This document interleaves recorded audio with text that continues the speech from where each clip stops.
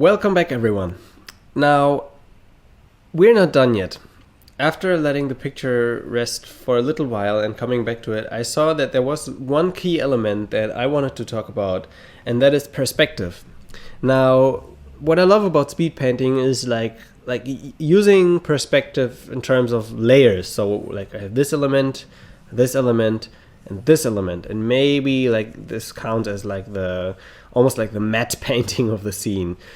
So as we just were going for this very flat and illustrative approach, there's sometimes a lot of actual perspective missing in the final piece. And especially when we look at our center part here, where we have actual architecture, we see that these like corners of the building are actually not arcing, and the bridge is also almost like following the horizontal line, and that makes it quite flat.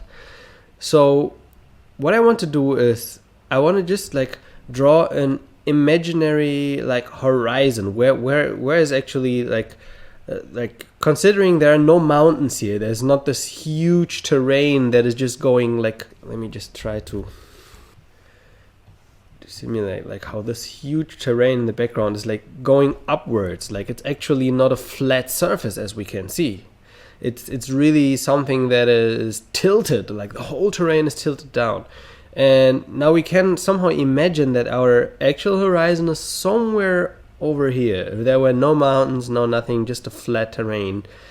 And we can also see like this pathway here shows a little bit of an actual flat terrain, or maybe even this pathway is going downhill a little bit. So now when we have our like horizon line, let me just put that on a new layer, somewhere like here, we can see that the bridge would actually have to go down a little. So I just like select this bridge,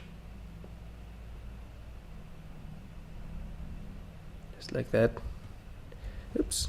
And almost make a copy of it with Control J, and then we press Control T. And now with Control, we can drag this part down a little bit and see where it goes. And you can already see, let me just turn off that layer,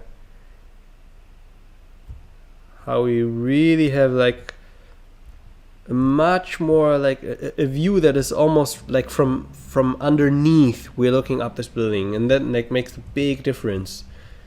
We can even like go a little bit further with that, making it a bit more clear. There we go. And now we want to do the same thing with our building, so I just merge these layers together, then select this part right here, duplicate it, like Control J, so it's on a new layer, pressing Control T, and then with right click I go to the warp function and pull all these areas up a little bit, so I get this nice little curve right there.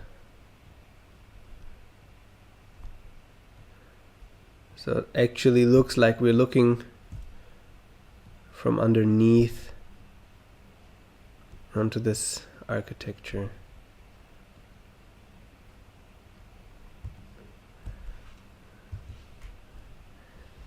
Same thing with this little building over here, just to make it a little bit more consistent. Like this is not a step in which we try to make the most accurate naturalistic perspective. It's still a speed painting and still a sketch, if you will. And it's really important to, like, if you have a simple chance to add more depth or perspective, it's really nice to actually use it. So in this case, this is one of the ways, and you can already see what's happening, how this really looks like. Yeah, like it's really tilted upwards now, and it's much more following our actual perspective, and it feels like it's almost scales down these two characters, as this looks a little bit more massive. Now I'm going to join the layers again, and the last step that I'm going to do is really to actually like transform the whole picture so it's like we have a perspective that is really like getting smaller on the top as these tips of the mountain and the tips of the building are really much higher, like than obviously than the lower part. So we want to try to visualize this prospectively by transforming the whole picture. Like it's also a very rough and sketchy approach, but it works very efficiently. So we press Control T on our complete layer, and then with Control Shift Alt, and then we just scale like the lower part up, and you can already see what's happening. It's really like bringing our foreground like to us a little bit, and it's tilting these two needles a bit more to the center. You can see that? Everything starts tilting a little bit more to the center. Now I press enter on that one, and then we can maybe do some like very fine adjustments to the picture. Like speaking of perspective, like the atmospheric perspective is also considered perspective. And with this in mind, I really want to like honor the background mountains a little bit with really like giving them some detail and just giving some space there, and then also like making this part a little bit brighter.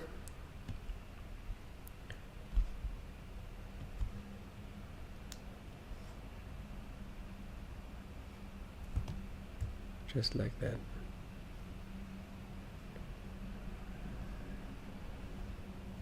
As this was really dark. Same with these guys here.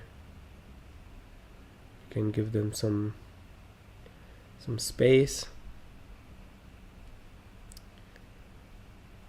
And then also this bridge here, we can give it a little bit more of an edge, indicating that there's like another background. Or maybe we could work on a different contrast, making it darker. It's really more about like experimenting and exploring where you can take a painting, basically. Actually, I like this contrast here with this building. Let's see if we're actually just messing it up, or if it gets better. Who knows? I prefer it like from before. Just let's make the bridge a little bit brighter, just to get it off from the whole background there, the whole area.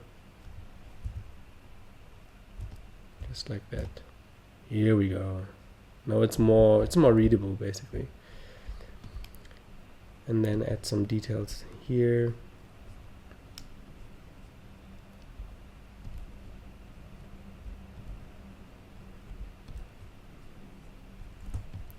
And the same thing with this part. It's also like very undefined, and we can just like, doesn't have to be super accurate, but really just give it a little bit more information, so the eye is not just completely lost on some like blobs of color.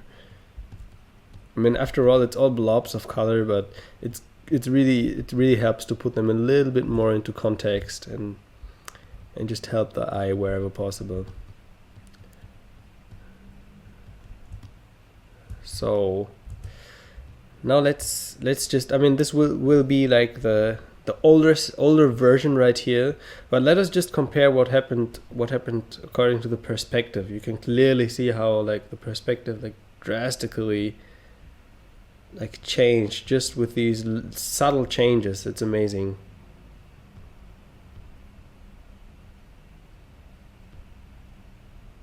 Okay, so that is it. Finally, you made it through. Congratulations again.